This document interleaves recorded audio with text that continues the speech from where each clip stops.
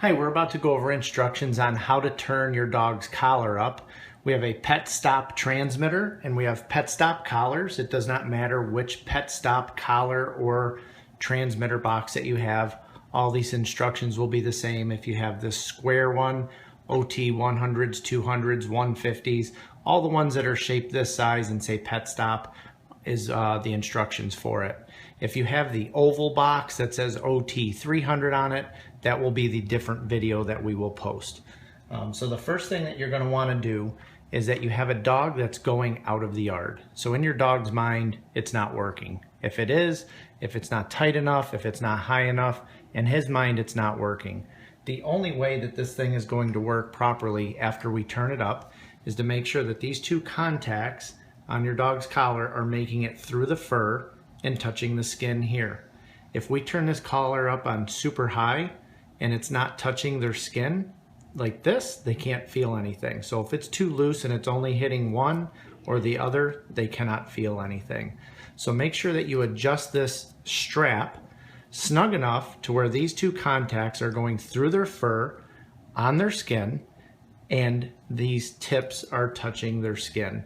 They do not need to be smashed down and depressed. They just need to be snug enough to where they're resting, and then these springs can move back and forth. Again, if these two are not touching your dog's skin all the time, they won't feel anything. The proper place to put the dog's collar is up high on their neck, close to their head, close to where their jaw connects to their throat. That's where you want the receiver touching. Now the instructions for turning it up starts now. You're going to go ahead and see this up and down button, and the number is lit up right now. That number can go up and down by these buttons. That's just the signal field width. It's not what the dog feels at all. The first thing we're going to do is take the box cover off. You put your thumb on the bottom, your finger on the top, squeeze with your thumb up, pull out, and it should hinge off these two ears. Set that down. You can set your dog's collar down as well. You don't need it at this time. You're going to take the power plug, pull it down. The lights will go out. Take two fingers, press both buttons in at the same time. Hold them down nice and firmly. Plug the unit back in, and it should come back on 10. Then release the two buttons. If it does not come on 10, you may need to do that process again. Sometimes these buttons are a little finicky and you need to move them or just try it all over again. It usually just means you need to press them a little harder. Now you're on 10. The first thing you want to do now is hit the top button. It should change to 20. Once it's on 20, if it doesn't hit 20, just go ahead and hit the top button again. If it's going to 11 or it's going to 9 when you hit these buttons, you're going to have to back up, start the process over again because one of those buttons got stuck and didn't get the box into programming mode. So once you hit that top button, it goes from 10 to 20, you know you're in programming mode. From 20, you hit the bottom button 3 times. 1, 2, 3. You're going to hit it more times if it gets stuck on one of those numbers, but you want it to end up on 31 by hitting that bottom button. Now from 31, you're going to hit the top button a couple of times until it says 34. Once you're at 34, hit the bottom button. It should switch to 40. Again, sometimes these buttons are finicky. You may have to hit the button an extra time. Don't worry about it. Now you're on 40. Now hit the top button a couple of times. It should scroll through 10s. Sometimes it skips 70 or 60. No big deal. Just hit the top button a couple of times until it gets to 90. Once you're on 90, hit the bottom button once. It should go to 21. On 21, you're going to hit the top button a couple of more times until it hits 99. Now with the transmitter box on 99, you're going to take your dog's receiver collar.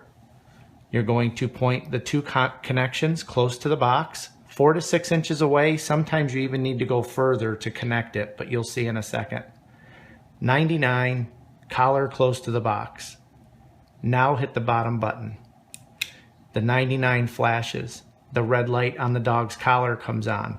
Sometimes you have to move the collar back and forth, side to side, or turn it to get that light to come on.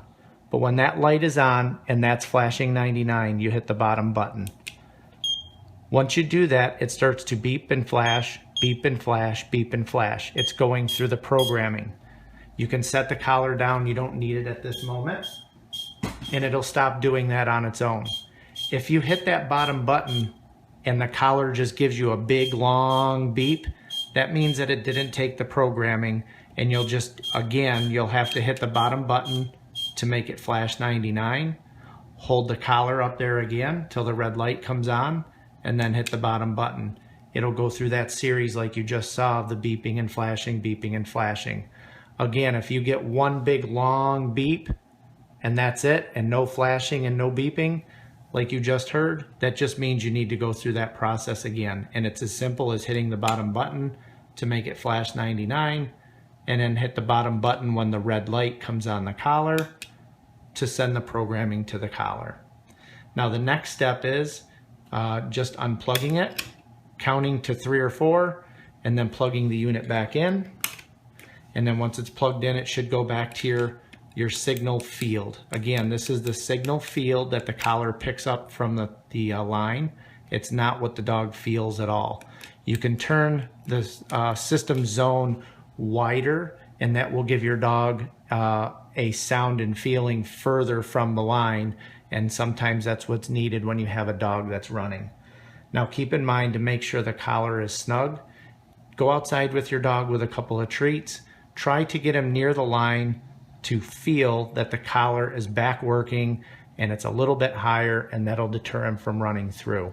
If it continues to be a problem, please give us a call. We may have to do some other programming with it or some different training.